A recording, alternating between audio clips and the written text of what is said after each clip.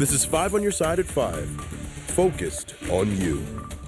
Violence in downtown St. Louis hours after the city's 4th of July fireworks show. 7 people shot, including a 13-year-old. Good evening. Thank you for being with us tonight. I'm Ann Allred. And I'm Brent Solomon. That shooting happened just before midnight at 8th and Pine. Police say 7 people were shot.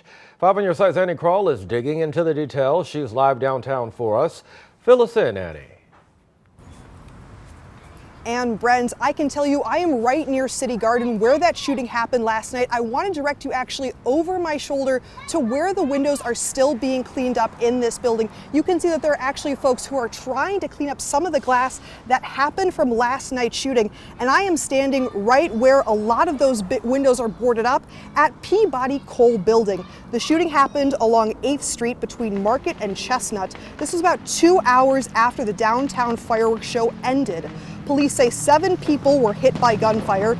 The victims included a 13-year-old and 3 18-year-olds. Right now, we have no information on possible suspects. We also found damage to other properties, including the soon-to-be open Burger 809. This afternoon, we caught up with St. Louis Alderwoman Kara Spencer about the downtown violence.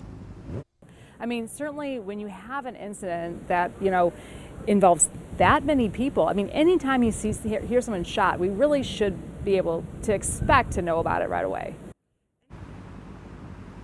We first learned about the shooting from 5 on Your Side viewers sending us emails, as well as people nearby on the scene. Police did not release an incident summary report until about noon today. We are continuing to follow this continued downtown violence. We'll have more for you at 6 o'clock. But for now, though, reporting live, Annie Kroll, 5 on Your Side. All right, Annie, thank you. More violence in St. Louis County. A shooting leaves 1 dead, 5 others hurt in Spanish Lake. Officers showed up to Lakeview Avenue last night and found a man shot. He later died at the hospital. The shooting happened during a heavily attended fireworks show in that area. Police have not identified the victims. Interstate 57 is just now reopening in Franklin County, Illinois, after being closed for most of the day. Crews spent the day working to clear a hazmat spill this morning near Benton. That's between Mount Vernon and Marion. Police say a truck carrying containers of acetylene gas rolled over on the northbound lanes, and the interstate remained closed for several hours. They say there's no threat to the surrounding area and no one was hurt. And let's go ahead and show you this scene from yesterday. This was in St. Charles. Riverfest is an Independence Day tradition along the Missouri River. Thousands go for the rides, the food, and the music. But day 2 of the big event had to be canceled. 5 on Your Side's Tracy Henson explains why. No rides today, and one of the main reasons is because water and electricity just don't mix. We also run electric through the park for events like this, and that was a big concern of ours because some of the electric sits right here along the bank. Not safe. That's why some vendors had to pack up late last night. We made sure that we got everything packed up as best we could last night and got everybody out of the park so that could be removed early this morning and get everybody in out of harm's way. 2:30 this morning. Tony Pelican was one of many told to pack up on short notice. It was a little upsetting because I took off 2 days of work and I deliver pizza for Emos right up the street. So it's a little bit of loss of money for me, but it's a nice Friday off in a couple of years. Tony and fellow vendor Jose Kimbrough understand why plans were canceled. And we had vendors on that side, so with the rise right there, they would have definitely been and so for public safety, I understand why. Organizers tell me they're going to work with vendors on a possible refund. In St. Charles, I'm Tracy Henson, 5 on Your Side. Well, we should point out it is county fair season, and we're taking you to several throughout the summer. We'll kick it off tonight in Warren County. That's where Chief Meteorologist Scott Connell is joining us with the weather impact forecast. Hi, Scott. Hey, Ann. Hey, Brent. We're in the livestock barn right now, and we actually have some 5- and 7-year-olds that are getting to show their projects here in the circle. And I have Kelsey Miller with us. And Kelsey, you were the fair queen last year, and so this year you're the Missouri State Fair Queen. Yes, that is correct. And what does that duty entail? Because that's pretty big when you have to go to the state fair. So that kept me really busy. I represented my county in the Northeast District FFA Expo last year. And so I went to the state fair, wasn't expecting to win, but they kept me super busy at the fair. I was there every single day to different events, either in the barns, going to see the kids, hanging out and just meeting people. And I got to attend some of the concerts. And then throughout the summer and the last part of this year, I've been able to go and judge County Queen contests and just experience all of it and represent my county. Fantastic, and congratulations on being the Missouri State Fair Queen. That's a pretty big deal. All right, the kids are back here. They're having a good time. They're bringing their animals, their projects through so they can talk. These are for the younger kids, 5 to 7 years old. The only thing weather-wise it's a problem today, the mold count. It's high. That is the only thing showing up on the allergy index for us at this point.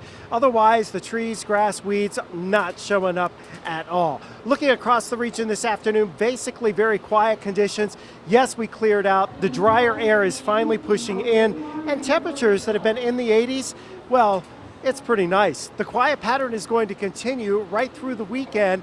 Here's a look into this evening specifically. You know, we have dry weather not only today, but tomorrow and into Sunday. As we go through this evening, you can expect temperatures to drop back into the 70s. By tomorrow morning, we're down into the 60s. Tonight, great night here at the Warren County Fairgrounds.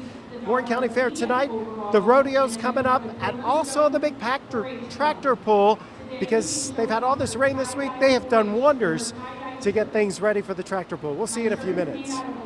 All right, Scott, thank you. The Missouri primary just 5 weeks away. That's right. Voters starting to make their choices, and we're vetting the candidates, their claims and records. Our political editor, Mark Maxwell, is here with a closer look at one of the leading candidates who's running for governor.